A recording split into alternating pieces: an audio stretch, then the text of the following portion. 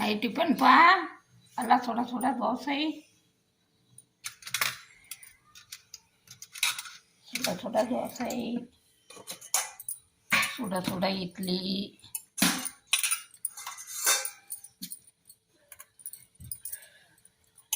சுட சுட இட்லி, அப்புறம் வெங்காயம் தக்காளி சட்னி, அப்புறம் இட்லி மிளகா பொடிப்பா. கார சட்னி அரைக்கலை, அதனால் இட்லி மிளகா பொடி.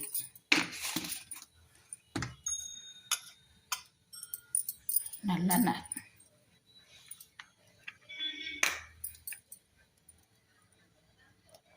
நல்லா நல்லெண்ணெய் தொட்டு சாப்பிட்டா சட்னியும் பொடியும் வச்சு சாப்பிட்டா நல்லா சூப்பராக இருக்கும்ப்பா.